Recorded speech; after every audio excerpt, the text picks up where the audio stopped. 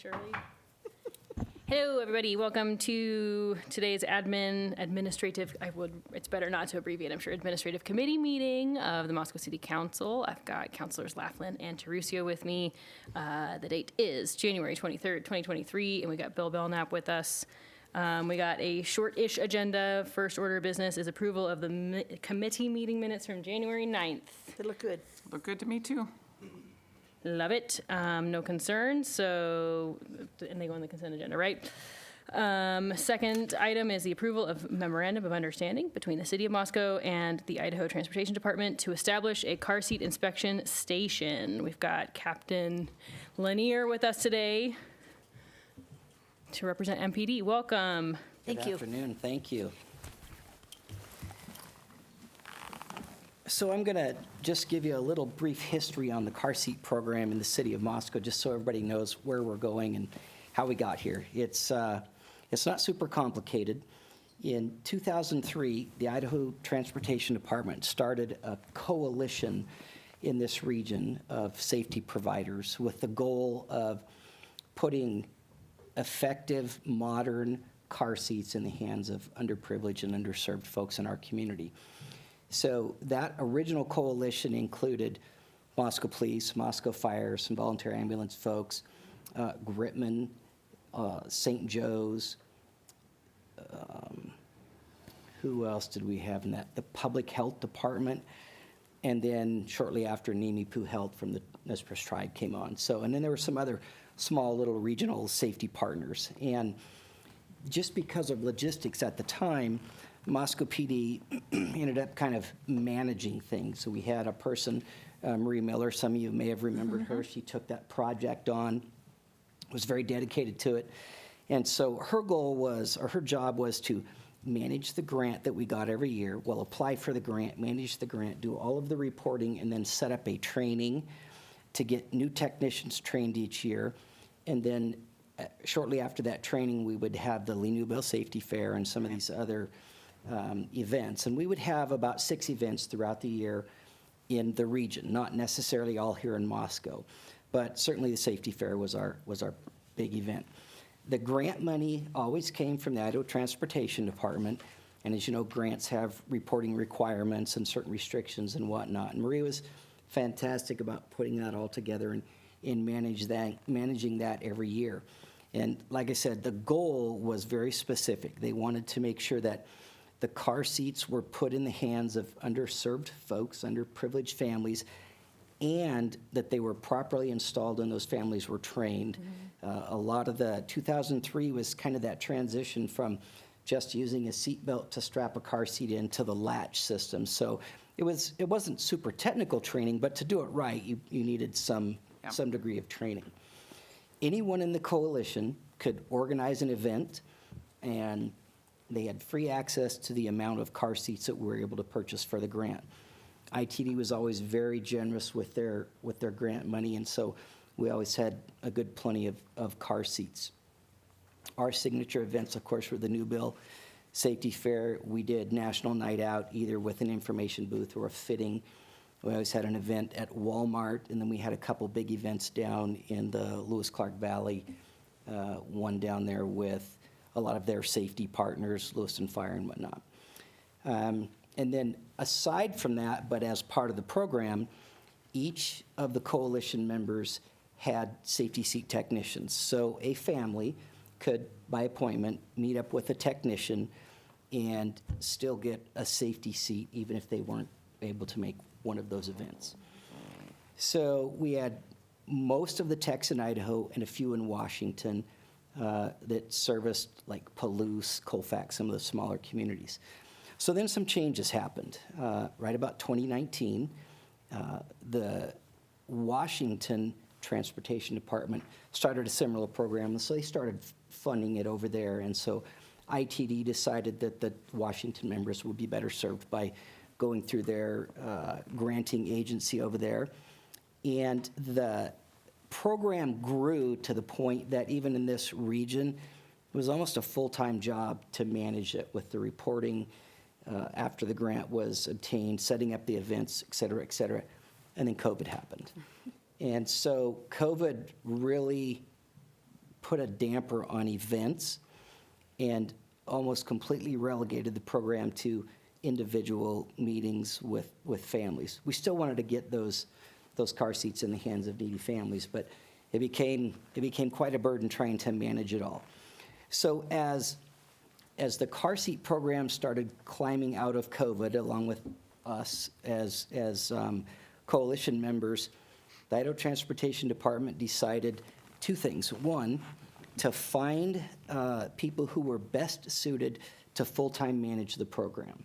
So we still have our coalition, but our big training event and the plannings for some of our big events for the safety checks are done through Public Health Region 1. They have a person that's full-time his job. He just does car seat programs, and so he essentially is the logistics guy. The second thing is, rather than using sub-grantees in the coalition, ITD has started managing the grant money at their level, and then if anyone in the coalition wants to plan an event, they contact our contact, which is Karma, and she will direct ship the car seats to that event. Cool. And we know roughly how many car seats we're going to use at events. So in the old days where we were a sub-grantee and we would sign the grant with all the conditions and restrictions, now we just call up and we get car seats shipped to us. So it was important to ITD, and I think we all agree, that we had some kind of MOU that said, hey, we're going to give you these seats now, but we still want you to use them in the same way. We still want you to make sure that they get to underprivileged families and that they get proper training in installing these seats. Purely from a manpower standpoint, managing it with someone who does it professionally, and that's their full-time job, is going to save a tremendous amount of staff hours, and not having to put together the grant with all the stats to support it and then take care of all the reporting. We have a small amount of reporting that goes back every year just on the number of seats that we give out and the types of seats. So those two things alone will save a tremendous amount of staffing hours. Aside from that, nothing else in the model for the program will change. We'll still coordinate through Region 1 to have a training day locally to get more local technicians trained.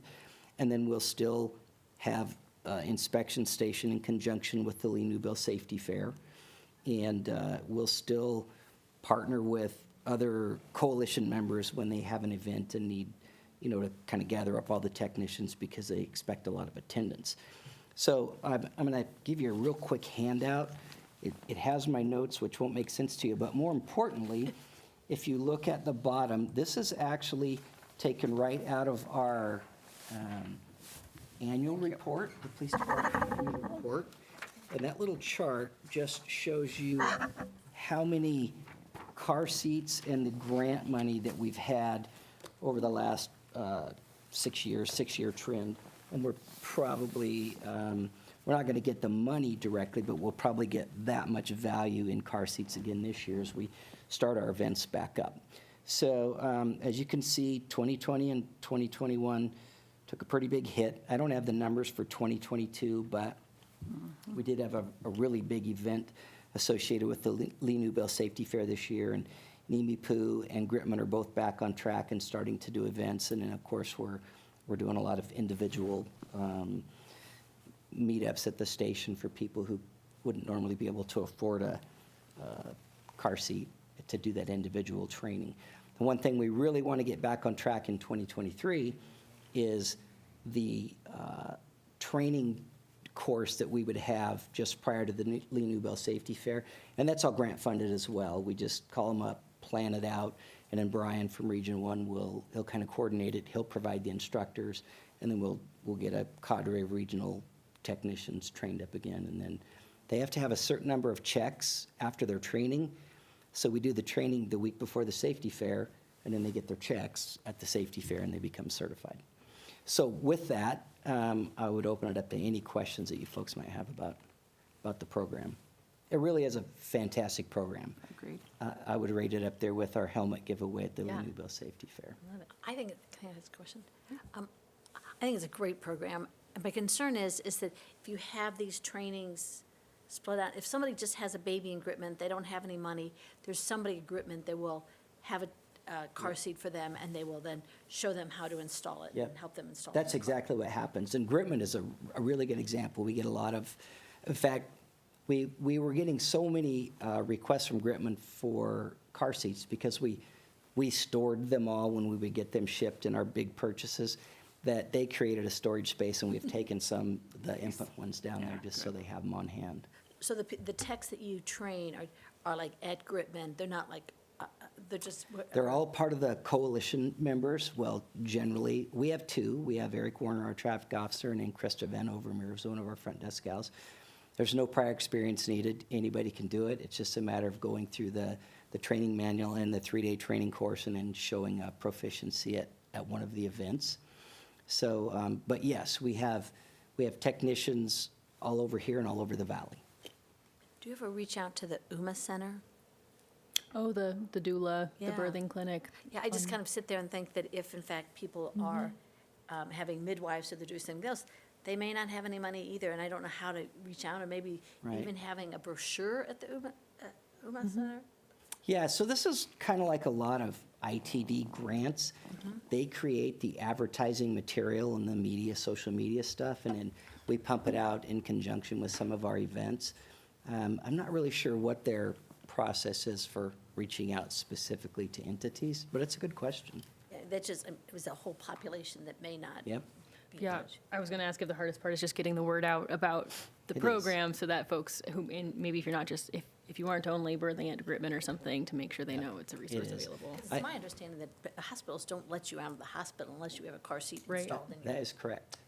And it has to be certified. a certified car seat that meets the NHTSA standards at this point, so. Having tried to work, I worked car seats just fine when my children were young, a few years ago.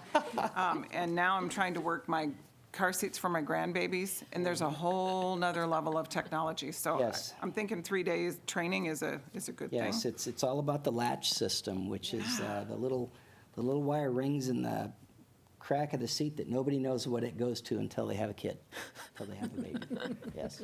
Well, I think this is a great program and something that has evolved, but that you should be proud of every step of the way, because Yeah. it's a great thing. We're very proud of it. It Yeah. is, even though we're just a member of the coalition and we don't own it, it is one of the signature safety things that we do for the community, Exactly. part of our community policing model, so. So of the seats that, are we purchasing them on an as-needed basis? Like, I'm wondering I hear, as my friends have kids who grow up, you hear about hand-me-down, like, car seats aren't necessarily a great idea anymore. And so I'm wanting to understand, like, how long requirements that these car seats are getting manufactured by are good for, like, how often we're having to change them, Well- and/or if we're able to, if there's old ones that are sitting in the warehouse, we're hopefully not just having Yeah, to. no, we chuck 'em, cycle through them right? pretty fast. Good. We keep some older ones for the training purposes for the class because we have a bunch of little baby dolls too. And part of that is to just show the student technicians how these things have evolved and, you know, how the safety has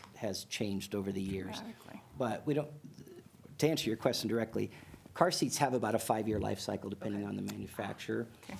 And that's the life cycle of use. I mean, theoretically, you could leave one on the shelf for 5 years and it would be as good as it was 5 years ago, as long as the technology hasn't changed where that thing is being applied. But we cycle through them pretty fast. We don't seem to have any trouble getting rid of car seats and booster seats. And an underlying question on that one is also just like, if you inherit a car seat from somebody who had a baby 10 years ago, you ought to get it checked out before you decide to use Absolutely. that one for your kid. Yeah, Okay, if- that's helpful. If it's 10 years old, we're probably going to find a way to replace that for you, yes. That's awesome. Yeah, I was thinking that's the other part is training people who are like, oh, I've got it handled. This is my second one, and it's like second child, and then not being able to pass an inspection or something. So I'm glad we have people who know what to spot, and so that you're not sending a kid home in an unsafe old. That's what the certification of the technicians is all about. Yeah, I love keeping- that. Keeping it current. Well, I move approval and consent if we can do it. Me too. This is great. I think really this love is that very program. good. And the helmets are my other second favorite one. Yeah. Yeah, no concerns on my end, so consent agenda, if we're all on board, that sounds great. Thank you for all, and the All team right. for all your work Gotcha, on thank this. you. Thank you very much. Okey dokey. Item number 3, personal delivery devices license agreement by Starship Technologies, brought to us today by Cody Riddle. Hi, Cody. Okay, so personal delivery devices. Other than being very I cute. guess first of all, and I guess disclaimer, Bill has cautioned me about being too affectionate towards these little robots, that they're not Don't let your puppies bias. or anything. Oh, they're so cute, though. I sat there and thought, oh, my Don't they have names? Interestingly enough, in conversations with a gentleman in Corvallis, that they've had these for a couple years, and then University of Idaho, they both acknowledge that they kind of grow on you, and I don't know, have a personality of their own, but. I think ours is named Carl. But in all seriousness, the devices themselves are actually defined by state law. They're the little robots here we've seen operating for about a year now on campus. There's a separate section of Idaho code that effectively gives them the same rights as pedestrians. It defines them, talks about how much they weigh, some very minimal performance standards, and effectively precludes us from prohibiting them operating on the sidewalks and through crosswalks like that, and things like that. It does give us the authority to adopt standards to ensure the safety of other pedestrians, other users. And so the agreement that was in the draft license agreement that was included in your packet, from our perspective, does just that. Just to walk you through a few highlights, and this has been vetted through our own legal counsel. Police have looked at it and provided comments, and I'll get to a couple minor changes we're suggesting from what was included in your packet. In terms of highlights, we're suggesting only a 1-year approval at this time. It is a new technology to us, and there may be things that we want to change within the agreement. Again, threading the needle with pretty broad allowance through state code. The agreement very clearly limits the Starship Technologies to 30 devices. They've indicated they're operating about 15 now and don't have plans to immediately expand that, but wanted some latitude there. And that number, I should be clear, state law really isn't clear, really doesn't allow us to limit that quantity, but they're willing this first year to include that provision. So, But won't they automatically increase the number just because there's 15 now just used around the campus, and if they expand into the city, they'll have to have more? that's certainly up to them. Nothing they have to do, but the maximum for this first year would be 30 total. Okay, thank you. The license agreement does, much like when we were talking about the little scooters, does include our ability to prohibit them downtown during special events, the market, things like that. Requires them to maintain 24/7 emergency contact. They've provided that both in terms of a local contact, regional, and then a hotline. It requires that contact information be posted or provided on each device, and then a reporting requirement, both for just trips, and I think it refers to miles, environmental impacts, benefits, and then incident reporting is all required in the agreement. Now, since we published the packet, did speak a little further with police, and you'll notice the language as it was drafted in your packet suggested a maximum speed of 10 miles an hour. After talking with police, they honestly function now at 4 miles an hour as the absolute most. They're agreeable to that limitation. So we're Starship. Yep, they're agreeable to the 4 mile an hour Not cap. Enterprises, And if you've seen them, they honestly yield to pedestrians and very often are going much slower than that. Police also had the suggestion that we look at prohibiting the delivery of alcohol with the devices. That's probably a little unclear state code-wise, but the applicant has agreed this first year to include the prohibition on alcohol For with the just the devices. first year? Yep. Okay. Now, in terms of public feedback, I believe you all did receive an email or two from Nancy Cheney.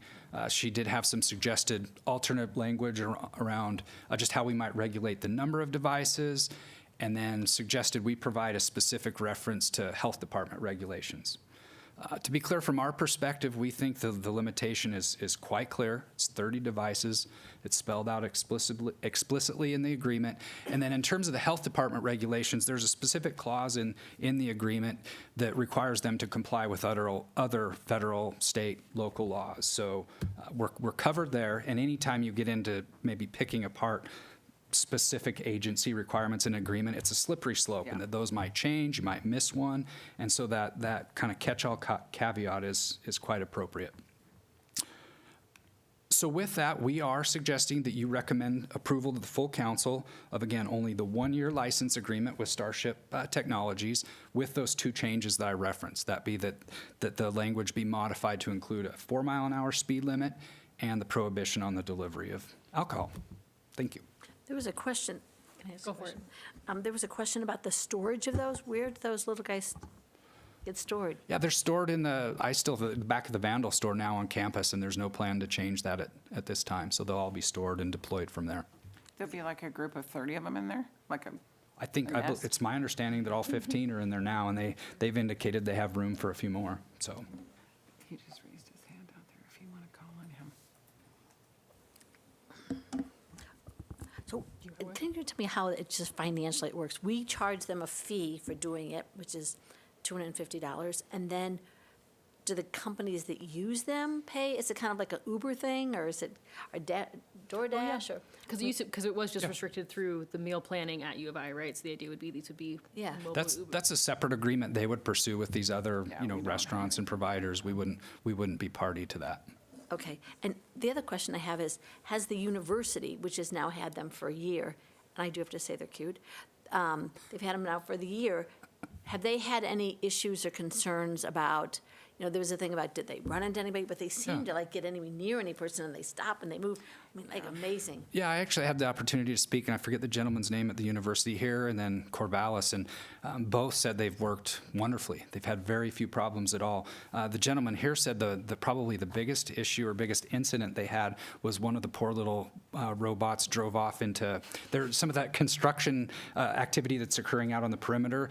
They map things, and there was a construction trench or something, and it drove off into that. Otherwise, he said they've been quite pleased with how they've operated and the lack of conflict. And when I try to stop and wait for them, and they're The much standoff. more polite than pedestrians And crossing at they that are 6th Street required to intersection to sometimes. yield to other pedestrians and things like that. Yeah. Yeah. I've actually had them bring me my lunch 5 or 6 times up on campus, and you're right, they're very polite. You'd have to work at getting run over by one of them or hit by one of them, like you'd have to lay down. Yeah. And it's fun to watch them, and again, this is subjective, subjective reasoning, but it's fun to watch them on a little mission to do something. I really think that's awesome, so. And it seemed like the student buzz, the concerns from students were that they would sometimes take too long to deliver food, and your food would always Yeah. be super warm. But like if they're being really polite, I would rather them not cause an incident Yeah. and take their time and only be able to travel 4 miles an hour than Yeah. So they do have hot and scalding cold? hot. Hot and cold? Yep. Yeah. Very nifty. Okay, I am happy to entertain comments or concerns from the public. Do you want to come visit? May I please enter a little bit of... Oh, yeah, come on up, tell us, I know who you are, but give us your name and your address, place of residence, and then share your thoughts. My name's Andrew Tucker. I live here in Moscow, Idaho. I am the gentleman that was spoken about that is the point of contact here at University of Idaho. I live at 615 Jefferson Street, if that helps. Yeah. So I could answer a couple other questions or comment on the safety or the efficacy of the platform if you'd like. Generally speaking, I agree with you. They are very cute. That is the number one thing that most people say when they interact with their robots or see them. If you could come up with a word cloud that described how people feel about them, that's typically the largest word in the cloud. So as far as the speed limit goes, you're correct. They have the capability of going faster. But we, as a company, also choose to be as safe as possible so that our technology is accepted where we happen to look to open our business. And so one of those things is, having a limit on how fast they go. And now that does affect the potential for a latte or a sandwich to get hotter or more cold or more warm, as Yeah. it were, depending on which one you're getting, ice cream or a latte.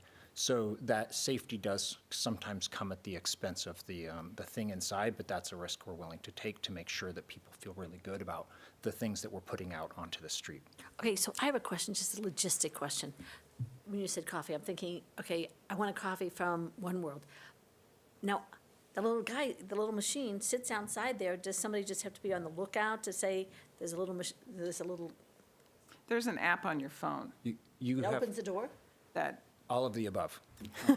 So we give the vendors technology that lets them monitor if there's a robot nearby, for one. So if an order comes in, what we do, let's say for One World, and you can actually get One World Latte delivered to you from a robot right now on campus, as they are open in our app through the at the Jansen building. But what would happen then is, say if you're on campus at this point in time and you order the latte, if there's not a robot sitting there already, one will get dispatched from a central area that's a snoozing zone, if you will. It gets woken up and it says, I have something to do, and it heads to the area in which it's going to get that pickup. On the other end, the merchant then has a notification system that they work through on a device, tablet or a smartphone, that sort of technology. And they then will tell our system with that device that the latte is ready. They go outside.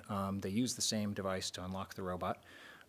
Or signal to please unlock itself. And then it unlocks itself. The merchant's employee fills the robot, shuts the lid, and then tells it to please go to the customer's endpoint. So that endpoint could be right now anywhere on campus. So let's say if you know you're going to be in a meeting in 15 minutes, and it takes generally about 18 minutes for you to get a latte delivered, you could potentially meet your latte and walk in the door with a latte in your hand when you're going into your next meeting. So that's, How much space does it have? about 3 plastic grocery bags, 2 full regular grocery bags, paper ones. Quite These a are bit of really- stuff. I love the idea, just those little ideas, I've always seen them and I always smile at them. But I just wanted to know how it really worked, but that's I've great. never used it, so I had similar neither. questions. Oh, it's so cool. And so the expansion in coverage would be, so right now, the jurisdiction has just been over campus, university property. So how much wider are we attempting to deploy 30 little buddies? So, that's really a limitation that, is up to the customer base, I suppose. Okay. Really, if we have, say, a merchant like Book People or something that wants to deliver books, well, then that is a non-time critical delivery. It can just go and take, 3 hours to get to someone's house and 2.5 hours to get back. And that's within our, within the potential service for someone. That would be the only limitation as far as if it has the battery power or the weather conditions are clear enough for it to get up the whatever certain sidewalks. Is it the company that pays for it to be delivered, or is it just the person who receives it? The customer pays the delivery fees. Okay, Good to know. how cute. hadn't thought about a book delivery kind of a thing. Or I was thinking, can I have you gosh, drop that off mail changes for some me things. at the post office? Because Well, I'm and still that's- really bad at that, so. Yeah, these are all use cases that you can start imagining on your own and seeing the usefulness of having something like that around your house. Nifty. Or coming to your house, rather. I love it. Any other questions for Andrew? No. Thank you for sharing. you. Thank you for being here. Yeah, Thank you, appreciate sir. your time. We got to set this for a public hearing, I think, right? You don't have to, no. I thought, it was- The fee resolution, which would be the next item, does require a public hearing. Public hearing, but not But the license necessarily agreement this itself item. does not. okay.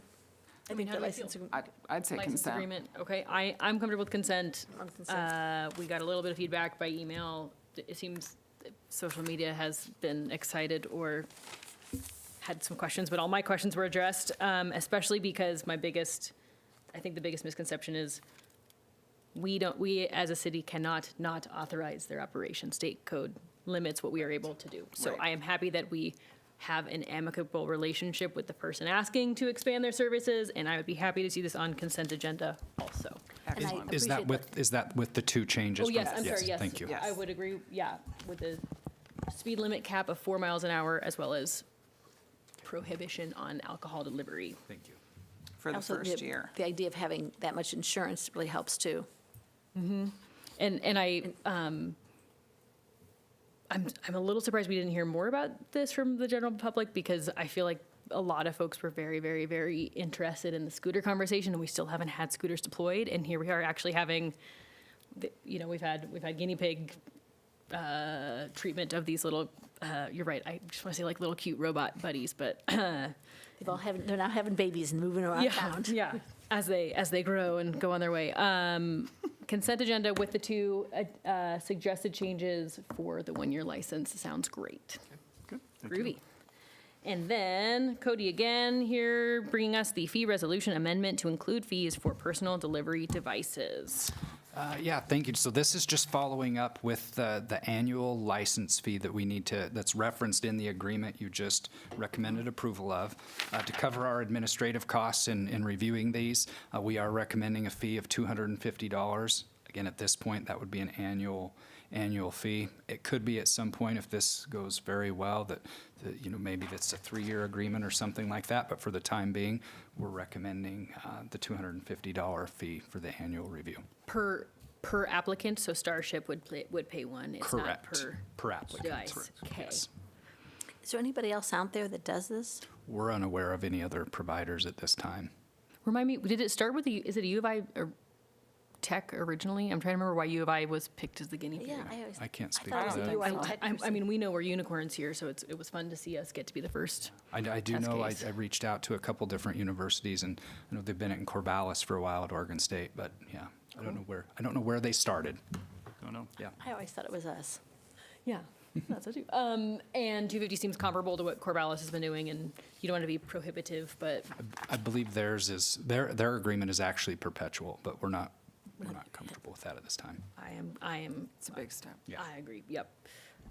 Okay. Any questions or concerns? Nope. I say we schedule a public hearing. That sounds great.